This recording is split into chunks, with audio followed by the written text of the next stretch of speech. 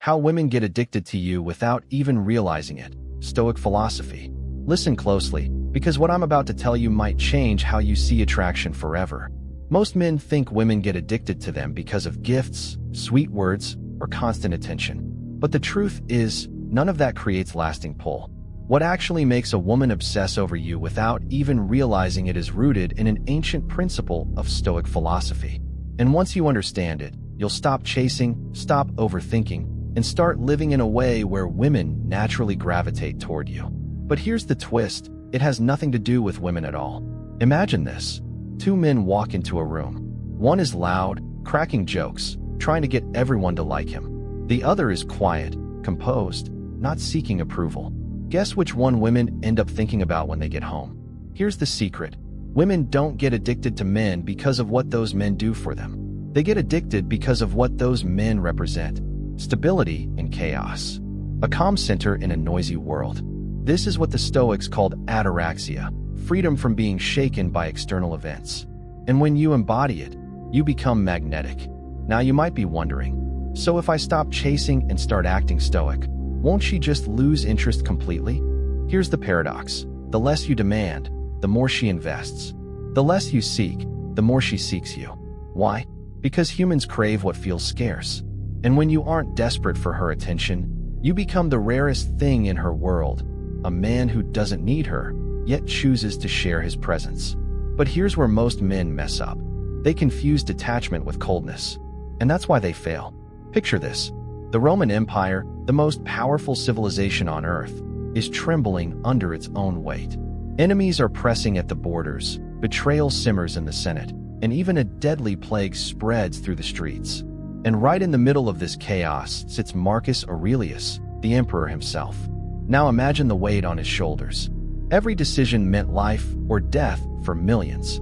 Every sunrise carried a fresh disaster. And yet, instead of crumbling under the noise, Marcus Aurelius wrote quietly in his journal. Not speeches for the people, not orders for his generals, but words meant only for himself. He wrote reminders of calm, of discipline, of how to master his emotions when the world refused to cooperate. That's Stoicism. That's ataraxia. Ataraxia means freedom from being disturbed by external chaos. It's not about being emotionless. It's about refusing to be enslaved by emotions. Think about it. If the most powerful man in the world could stay calm while Rome literally burned, why can't you stay calm when she leaves your text unread? Here's where it gets fascinating. Women don't get hooked on you because you say the right line or send the perfect emoji. They get hooked because you radiate something they can't manufacture for themselves. You radiate emotional gravity. Let me put it another way. Every woman has storms: stress from work, mood swings, insecurities, doubts. Most men add to that storm. They react too fast. They beg. They argue. They spiral. But a man grounded in ataraxia becomes the opposite. He becomes the calm eye in her hurricane. And that calm is addictive. Think back to Marcus Aurelius. His empire was in flames, but he didn't chase peace outside of him. He created it inside of him. That's why his journal still inspires millions today. He understood a truth that applies just as much to relationships as it did to running Rome. The external world will never stop being chaotic.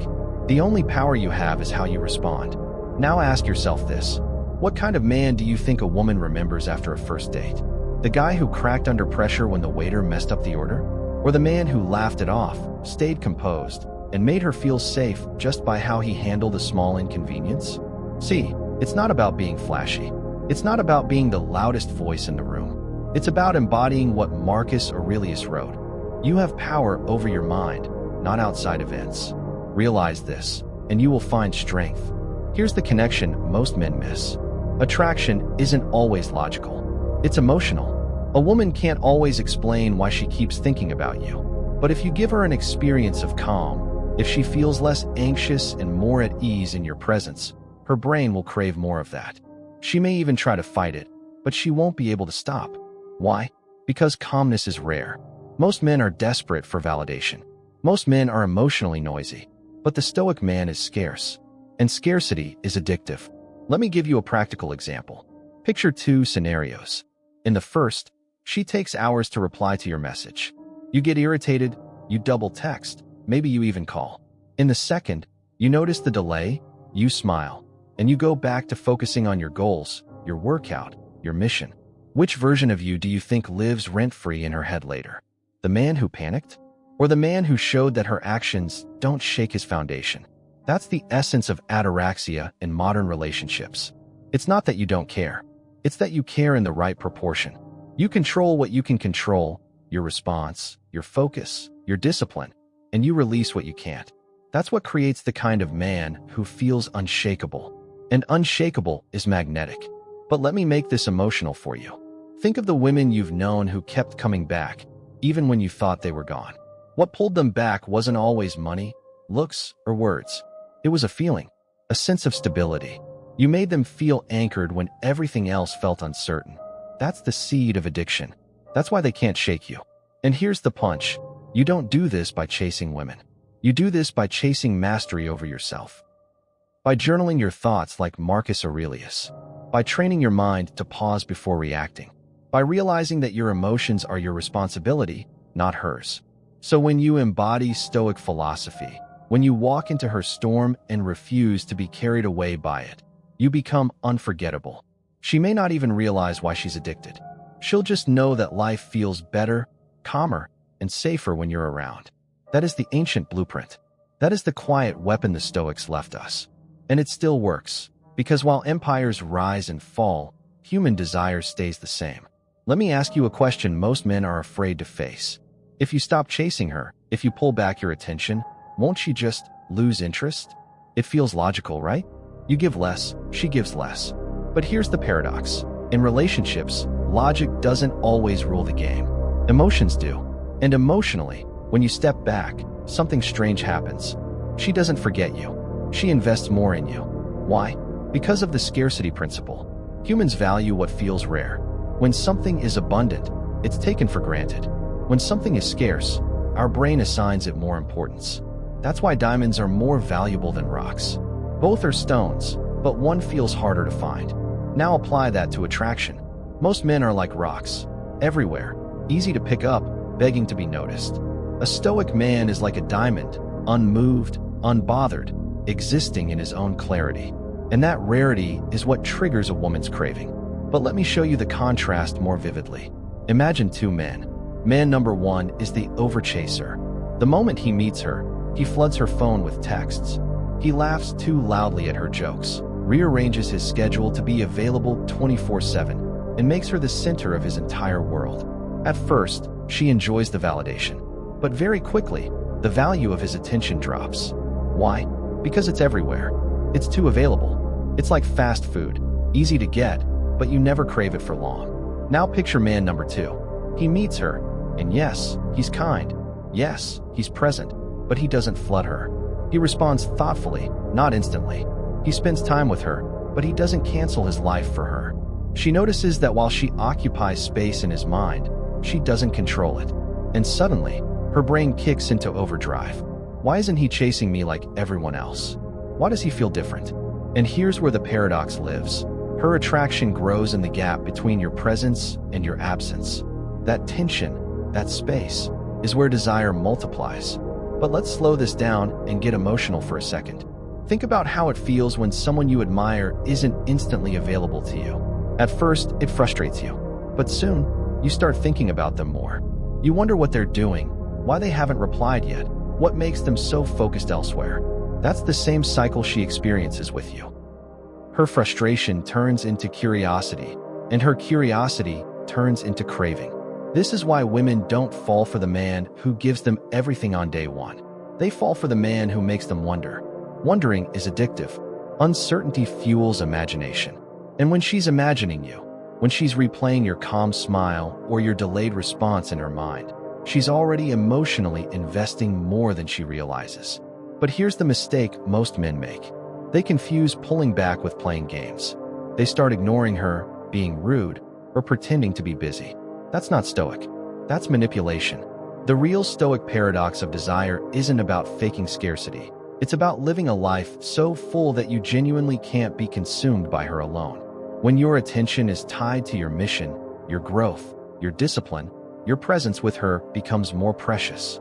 Because she can feel the difference between a man who has nothing going on and a man who chooses to share his time despite having a full life. One feels desperate, the other feels rare. Now let's flip the emotional beat. Picture her scrolling through her phone. She has 10 messages from men trying to grab her attention, and then she sees one from you. Not 10, just one. Not begging, just thoughtful. Immediately, your message stands out. Why? Because her brain already sees it as scarce, and the brain craves what is scarce. This is the paradox of desire. The less you need her validation, the more she craves yours. The more you stand firm in your own energy, the more she bends toward it. She can't explain it. She might even deny it, but deep down she knows. Your calm creates her tension. Your detachment fuels her obsession. And here's the payoff you need to hold on to. Women don't get addicted to men who are always available.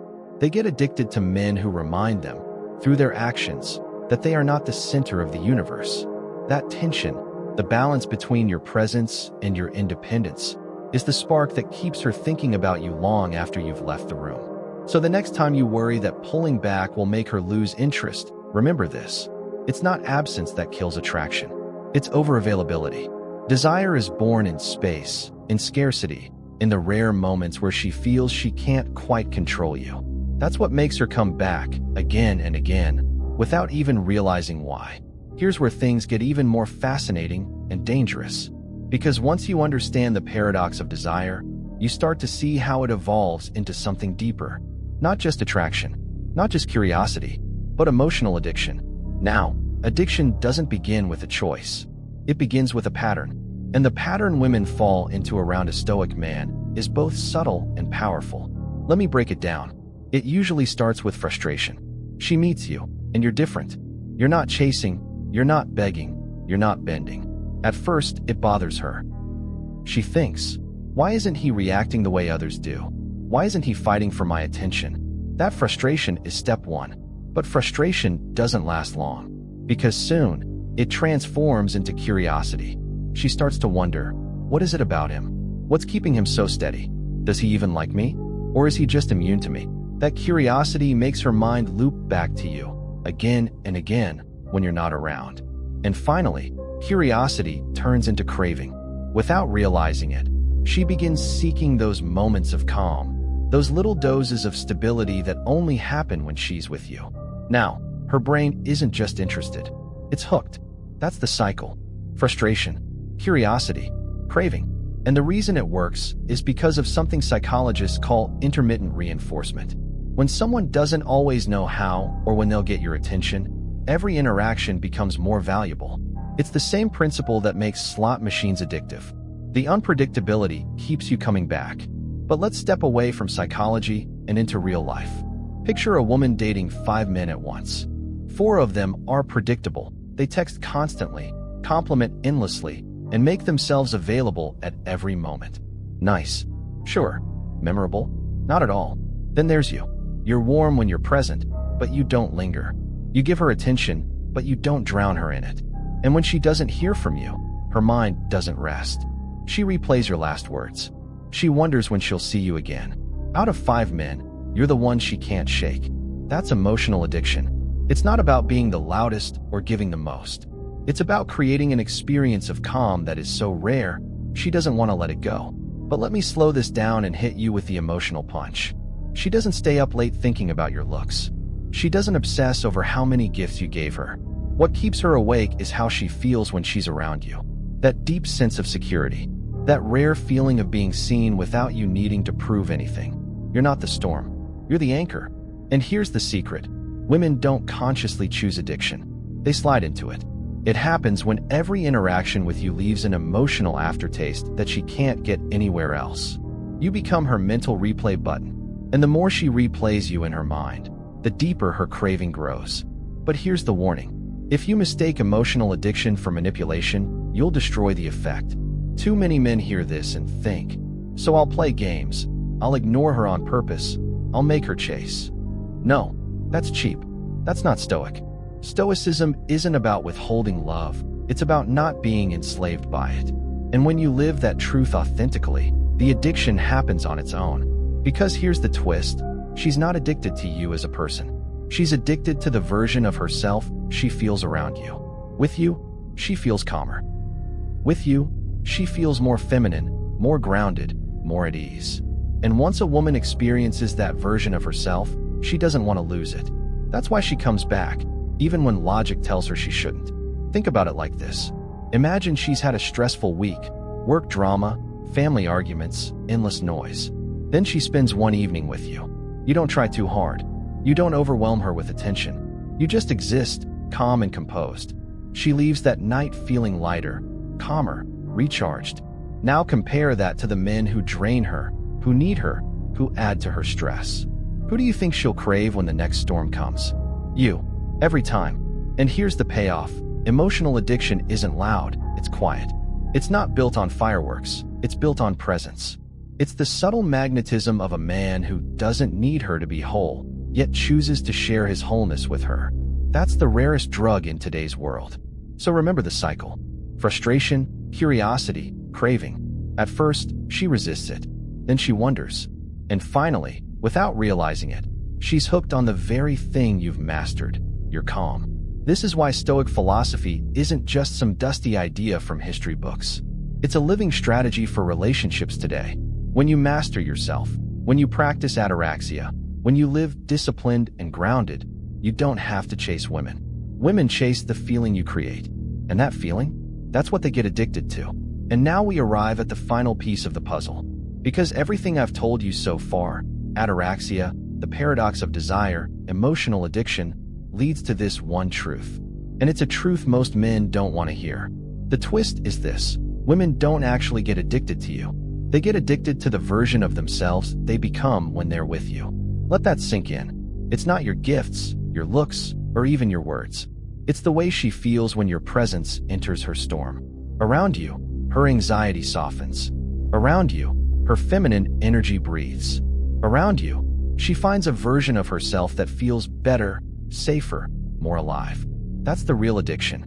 And here's the Stoic revelation. You don't have to force it. You don't have to manipulate her. You don't even have to win her over. All you need to do is master yourself, and the rest unfolds naturally. Because the truth is, she doesn't stay because you're perfect. She stays because you're steady. She stays because when the world feels heavy, you feel like home. But let me slow this down. Think about the men you've seen who chase endlessly, who pour out their energy trying to keep a woman hooked. They exhaust themselves, and still she drifts away. Why? Because she doesn't want to be the center of his universe. She wants to orbit around a man who already has a universe.